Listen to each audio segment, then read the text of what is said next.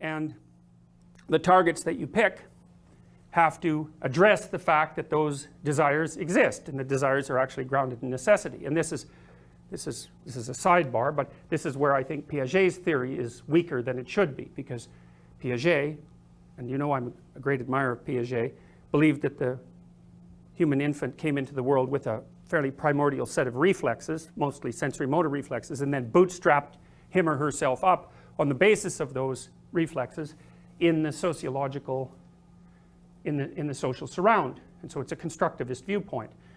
The child comes in with a few basic elements that can get it going, elements of exploration and memory essentially, and then it builds itself as a consequence of its exploration in the social community.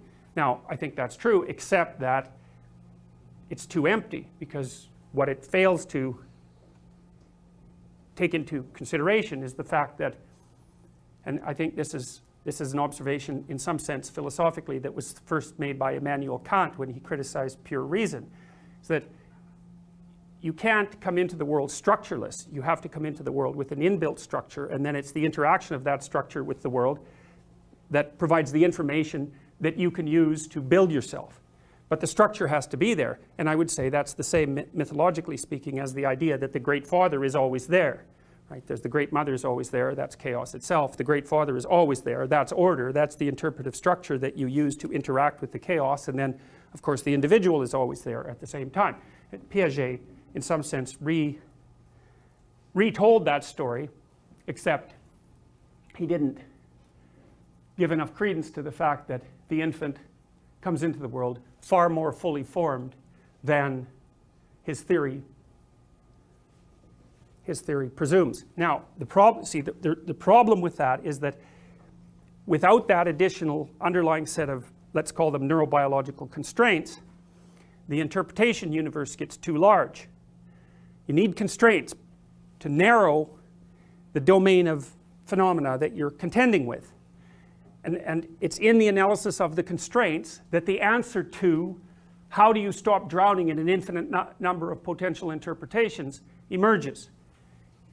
The interpretations are subject to constraints, and that's also the way out of the moral relativist paradox as far as I can tell. Now, one of the things I really liked about Piaget was that he described some of the constraints. One of the constraints was well, if I'm going to exist in a social world, and I'm going to, because I won't exist at all if I don't exist in a social world, then there are constraints on the way that I have to interact with other people. And Piaget's essential point was, I have to organize myself to play a joint game with you, but the joint game has constraints, and one of them is you have to want to play because you have other options, and then there are other constraints. You and I have to be able to play in a way that other people don't object to, or maybe even that you and I have to play in a way that other people will support. And then you can imagine another constraint, which is you and I have to play a game in a way that other people would support, that will last more than the moment.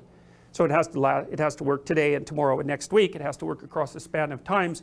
It has to work not only for you and I, but it has to work for our future selves. And so the damn constraints are starting to pile up. That's just on the sociocultural side. That's on the constructionist side only. But there's the biological constraints are equally important, because not only does the game that you and I have to play have to satisfy those emergent sociological constraints, but the game also has to be organized so that the internal polity that's composed of, let's call them the fundamental motivational and emotional systems that constitute us, they have to all find satisfaction, because otherwise the system grounds to a halt. And so this seems to me to be the beginnings of an answer to the postmodern conundrum. It's like, okay, any set of facts is amenable to an infinite number of interpretations. Fine, got it. That makes deriving an is from an ought a very difficult endeavor. Right, no problem. All right, but that doesn't mean that any old solution will work. Why? Well, first of all, it's merely because we introduced work into the conversation to begin with. The interpretation has to be functional, and again, that's what seems to tie it back to the story. This is also what got me interested in pragmatism, technically speaking.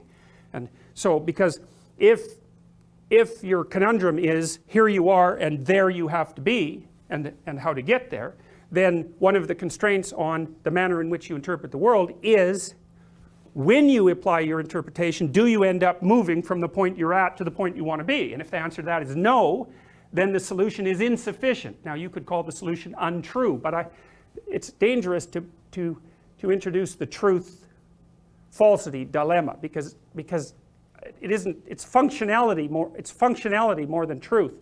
Although I think you could say that in the final analysis truth is integrally linked to function, but I'm not going to touch that question for the time being. The point is that your interpretation of the world carries within it implicitly a theory about its own validity, and the theory about its own validity is that if you enact it in the world, it will produce the result that you desire. And then the consequence of that is that if it doesn't produce the result that you desire, then it isn't a good enough theory, period. And that's how you grapple with the fact that although you don't know everything, you still have to orient yourself in the world. You lay out partial theories that make partial predictions, and if they do a good enough job, then you don't worry about it anymore and you go on to the next thing. Okay, so then you think there's a lot of constraints piling up on your interpretations. Number one, they have to work for the creature that you are. And so, you know, we can lay, it's sort of like Maslow's hierarchy of needs, something like that. It's not exactly the same, because I don't think that he got the hierarchy right for very complex reasons, but it's reasonably obvious to observe that, well, you're not going to work out very well if you don't have anything to eat, and you know, you've got about a week in you if you don't have anything to drink, and obviously you need shelter, and you know, you need companionship. And by need, what I mean is that if you don't have these things, then you die. The whole game comes to a halt. So we can ground that in self-evident reality without any real problem. And you might say, well, what's the list of human necessities? And that's a difficult thing to parameterize, because you can argue about the degree to which something is necessary, but there's some things that we know about. Well, we covered the basics: temperature regulation, elimination, food intake, shelter, right? But then there's more subtle things like, well, children, for example, die without touch. So there's something integral about tactile interaction with other people. So we could call that love if you wanted to. It's not optional, right? Play is the same thing. Children do not develop properly unless they play. And I would say that adults also can't maintain their mental health or physical health unless they play too. And so you could say, well, there's a core set of necessities, and then off of that there's a secondary set of, like, what would you call them? They're not ultimate necessities, but they're going to be pretty highly valued by people and more or less universally. Pain avoidance, for example, under most circumstances. Most people don't really like to be in terror. Most people really don't like to be disgusted, you know. You can lay out the basic emotions, you can lay out the basic motivations, and you can say, well, the game that you're going to play has to operate within a space that's defined by that set of a priori constraints. Fine. Now, things are getting pretty constrained here. So the game you play has to satisfy that set of biological demands, intrinsic biological demands, and it has to be something that you can utilize with other people voluntarily, and it has to be something that will be playable across multiple iterations. And I would say there's a very limited number of interpretive structures that are going to satisfy all of those preconditions simultaneously. And to me, that just blows out the two things. It blows out the claims of moral relativism, and it also demolishes, and this is the same thing in some sense, it demolishes ideas that the manner in which people organize themselves in the world as individuals and as societies is somehow arbitrary. It doesn't look to me to be arbitrary at all. And so, and Piaget's genius, I think in some part, was observing that in children spontaneously, in that when children pass the egocentric phase, which means after they're about 2 years of old, they're approaching 3 years old. They've more or less got their internal mechanisms organized so that they're a unitary being, roughly speaking. At 3, they start to develop the ability to use fictional frames of reference. So, and that's an interesting thing, because I would say that the fundamental biological systems come armed with their own frame of reference. So if you're hungry, poof, up comes a frame of reference. And within that, your perceptions are shaped, the action proclivities are primed, and the world lays itself out around that particular biological necessity, and you can lay those out. Same if you're thirsty, same if you're too hot, same if you want to play. All those systems come built in. But then the problem with that is that they compete because it isn't obvious which one should take priority, and then it's not that easy to organize them in a social space. And so what seems to have happened to human beings is that we've been able to replace the frame that's predicated on motivational necessity with abstracted frames that are more voluntarily constructed, that incorporate multiple motivational systems simultaneously. And that's, in some sense, that's also what, it's the same thing as we've learned how to think abstractly. And so the frame that you're going to lay out on the world, if it's a good frame, is one that solves a whole set of problems at the same time.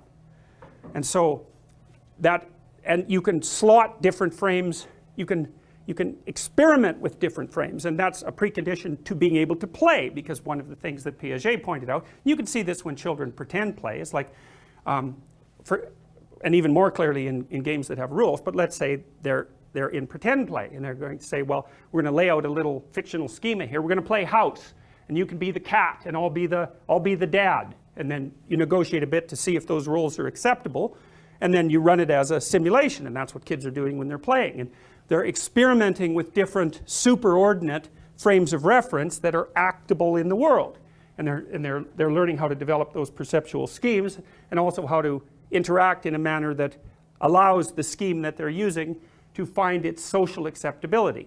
And it's successful. The child assumes that the scheme is successful if both children have fun while they're doing it. And so that's the voluntarism. And so Piaget made a very interesting point about that I think is absolutely brilliant. He said that there's a difference between a game that people will play voluntarily and one that has to be enforced. And so then you can imagine an environment where game A is played voluntarily, it has a certain end, and game B is played by force, but both of them are moving towards the same end. And Piaget's claim was the game that's played voluntarily, or even more to the point, the set of all games that are played voluntarily will outcompete the set of all games that are played by force if they're put head to head in a competitive environment. I thought, God, that's such a brilliant observation, because there you have the basis for a pragmatic grounding for the evaluation of ethics. It's like, you can pick the target, it doesn't matter, whatever target you pick. If the game is voluntary and aimed at the target, it will defeat a game that's imposed by tyranny. Now, it's a proposition, but it's a pretty good proposition, and I would say there's a fair bit of evidence for this proposition, and a fair bit of it is actually derived from observation of animal behavior, because I ran you guys through the emerging literature on the stability, say, of chimpanzee hierarchies, and the chimpanzee tyrant hierarchy isn't very stable, and the reason for that is that two subordinate chimps who are 3/4 as strong as the dominant tyrant can take him out, and they do. And so then the question might be, well, how do you have to conduct yourself as a high dominance chimp if you're not going to be torn apart by those who are hypothetically your subordinates? And the answer to that is, well, don't be too much of a tyrant. Formulate some social connections. Engage in some reciprocity with regards to your social relationships. Don't oppress the females. Don't torment the children, etc., because that makes you unpopular, and then you'll get torn to shreds. And so there are practical limits on the expression of tyranny that are a consequence both of biological limitations, because people are going to object if the system is set up so that their fundamental needs aren't met, and they're also going to object if the game that's being played isn't functioning socially. And so this is a very, very tight set of constraints. And then the question might be, okay, if you take that set of constraints, what sort of systems can operate? What would you say? Well, just that. What set of systems can operate within those sets of constraints? Then you might say, if you take the set of all systems that might operate within those constraints, and you look at what's common across them, then you could extract out what's essentially a universal morality. It's something like that. And I don't see how that proposition is precisely questionable. It seems to me that all of that's built on rock. It's like, there's no doubt that infants bring biological necessity to the table.